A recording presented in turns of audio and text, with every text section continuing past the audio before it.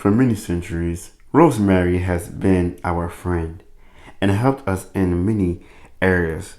There are many species such as the Tuscan Blue that is right in front of you today that grows 4 foot tall and can be grown as an annual except in zone 8 to 10, which is basically a perennial.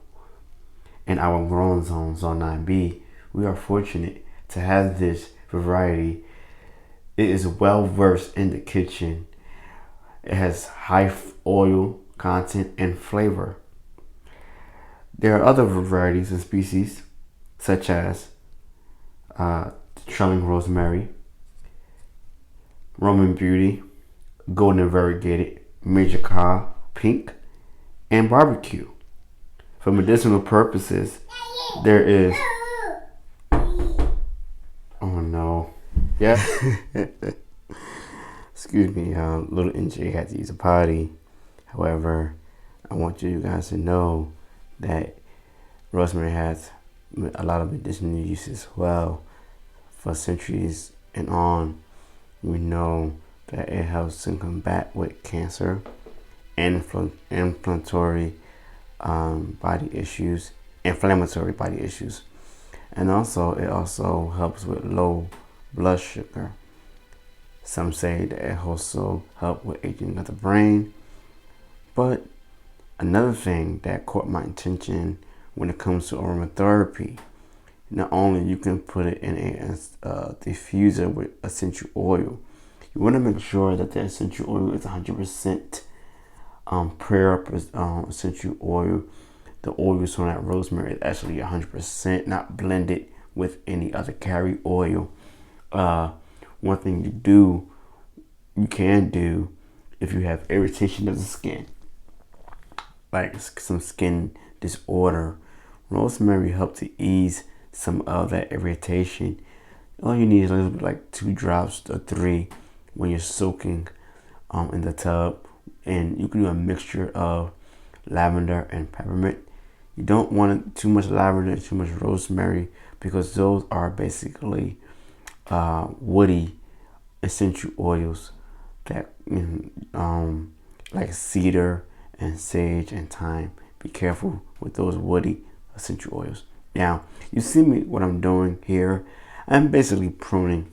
And the reason why I'm pruning a hard prune is because I want to establish more growth.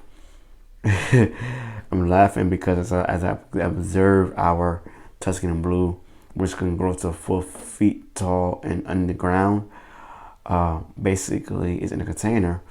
But it reminds me of the movie Karate Kid, when the sensei basically teaches his student how to do a bonsai, create a bonsai style prune on a tree, and this reminds me of that. Let's continue on. But anyway, as you can see, I am only pruning at least 6 inches of growth, and that is new growth. You don't want to prune the hardwood. That's a no-no unless it is damaged completely, or it's like very misshapen, or like a fungal disease. That's the only time you want to really go ahead and prune away. For those who don't know, you can basically when it comes to the Tuscan Blue variety or the barbecue variety, you can use those in the kitchen. Is another one. It's called ARP in a sense. You can also use it in the kitchen. Trailing rosemary is not one of them. Golden variegated is not one of them. You want to be careful when you do that. Now, you want to do this at least once a year for flower production for the following year if yours not too young. We purchased ours in a 1 gallon. Now you might be saying, what about feeding? Well, let's talk about it. For many of you, you know I love to experiment in the garden. I just can't help it. And I wanted to experiment using blood meal and some of the vegetable fertilizer. Now, you can use just tomato vegetable fertilizer, the granular feed, and just apply that once a year. Or if you don't want to use any granular feed at all, you can just use compost. And compost could be used any time of the year, only once with a tomato vegetable fertilizer, or if it's labeled tomato vegetable and herb or herbal fertilizer, you can go ahead and use that. But make sure it is organic. You don't want to feed it too much. I only used a half a cup of each, which made it a cup, as you can see here. And all you want to do is wet the soil first and then apply that fertilizer.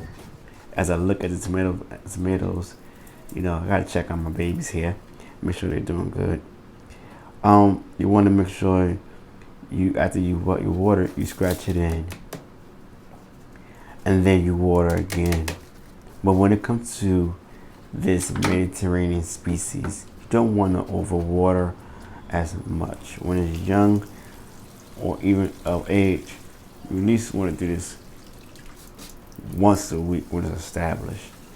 Unless you are in the triple digits, you want to do this twice in one day throughout the week.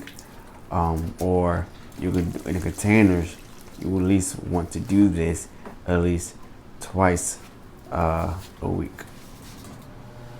Let's have some fun.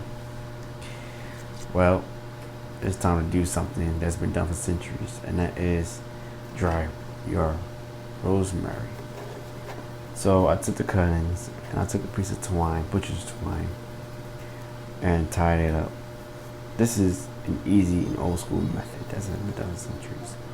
If you don't want to use a drying rack or dry it outside, you can hang it up. And that's what we're going to do today. So I took it, tied it in a knot, save a piece to propagate. You can propagate with just water in a clear bottle, cup, or what have you, or glass, and leave it outside in full sun and remove those leaves and go ahead. I thank you all for watching. This is NJcaligardener Family. Until next time, shalom, peace. Share this video.